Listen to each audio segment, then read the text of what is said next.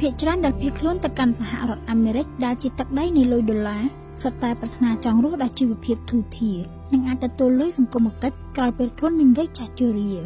តែមនុស្សមួយចំនួនក្នុងចំណោមអ្នកទាំងនោះខ្លះត្រូវបានរដ្ឋាភិបាលគេបញ្ជូនត្រឡប់មកវិញនិងខ្លះត្រូវសម្រេចចិត្តត្រឡប់មកវិញដោយសារតែប្រកាសចាយមិនគ្រប់ក្នុងវ័យ68ឆ្នាំលោកទួនឈុនអេងជាអ្នកធាក់ស៊ីក្លូម្នាក់ដែលអាចនិយាយភាសាអង់គ្លេសនិងភាសាបារាំងបានយ៉ាងល្អដែលមិត្តរួមក្រុមរបស់លោកភាគច្រើនមិនអាចធ្វើបាន No, the English you have to speak every day, all the time.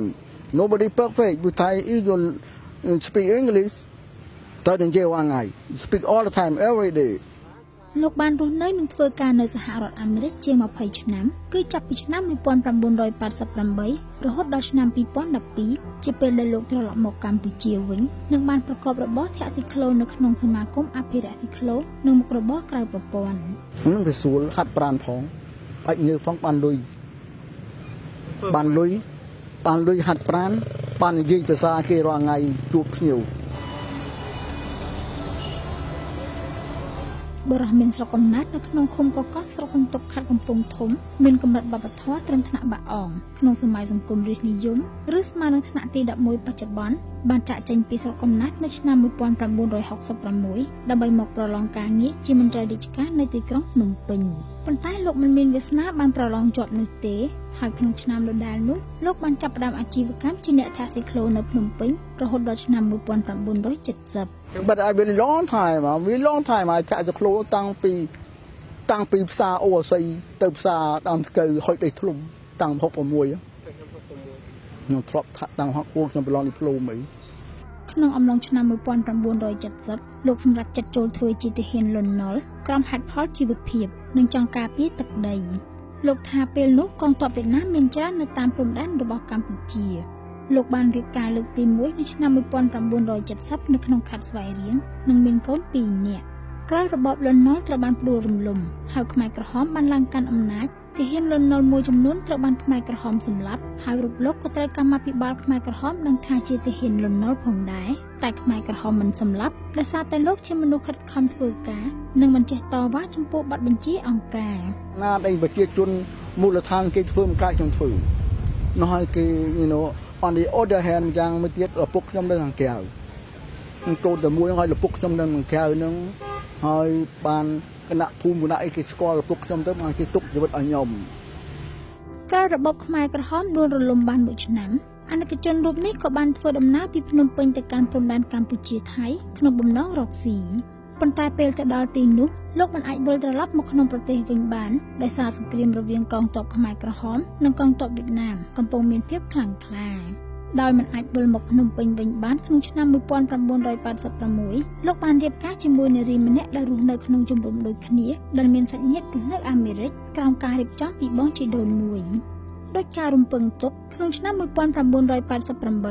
លោកនិងភរិយាក៏បានទទួលសិទ្ធិជាជនភៀសខ្លួនរស់នៅសហរដ្ឋអាមេរិកហើយលោកត្រូវធ្វើការដោយលួចលាក់អស់ជាង10ឆ្នាំនិងត្រូវចិញ្ចឹមកូន2គ្រួសារ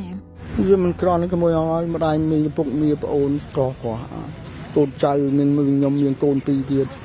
នៅតែរលុយជួយឪពុកទៀតខ្ញុំអត់ជាអកុសលតុលាការអាមេរិកបានតម្រូវឲ្យលោកឈប់ធ្វើការនៅឆ្នាំ2007ក្រោយពីតុលាការរកឃើញថាលោកមានបញ្ហាសុខភាពដោយសារតែលោកបានរងរបួសដោយសារសង្គ្រាមក្នុងរបបលន់នល់និងមានអំបែងគ្រាប់ជាប់នៅក្នុងខ្លួនខ្ញុំការឈឺចាប់នៅក្នុងពេលធ្វើការហ្នឹងដោយសារខ្ញុំធ្វើសង្គ្រាមពីដើមហ្នឹងធ្វើទាហានសម័យសាធារណរដ្ឋខ្មែរពីដើមហ្នឹងមានរបួសសាកស្នាមគ្រាប់អីនៅហ្នឹងទៅដល់ពេលខ្ញុំជន់ប្រេកថល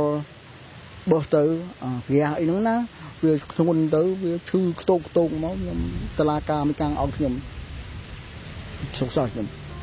បច្ចុប្បន្នលោកហាក់មានការពេញចិត្តនឹងជីវិតជាអ្នកធាក់ស៊ីក្លូនៅស្រុកខ្មែរហើយលោកមានពេលសម្រាកខ្លះបន្ទាប់ពីចាប់មកធាក់ស៊ីក្លូលោកអាចមានពេលអានសៀវភៅធម៌អានព័ត៌មានតាមអនឡាញជាមួយកុំព្យូទ័រយួរដៃរបស់លោកដែលមានភ្ជាប់អ៊ីនធឺណិតស្រួលឥឡូវវាបានដឹកមើលសៀវភៅស្ដាប់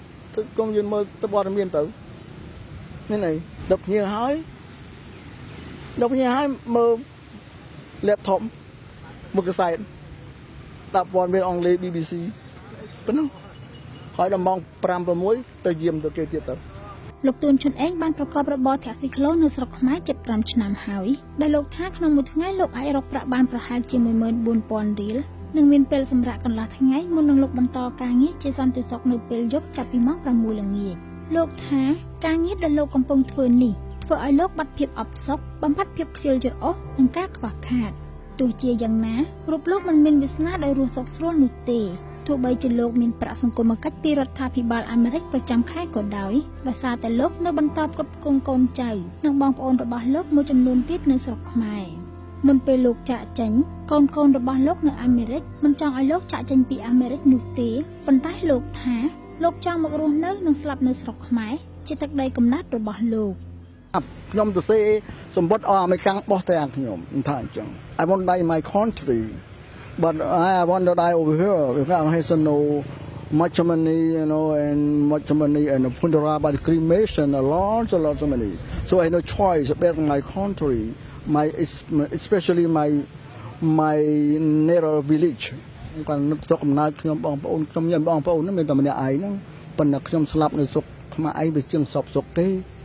មានមុតភ័ក្រវាមិនថ្លៃដូចស្រុកទេស្រុកវាហ្នឹងក៏ងាប់នឹងយ៉ាងតិច$10000ស្រុកយើងមិនទេបើថាងាប់ចោលងាប់សក្លោគេមិនយកចោលឲ្យទៅខ្ញុំគិតអញ្ចឹងមានលុយ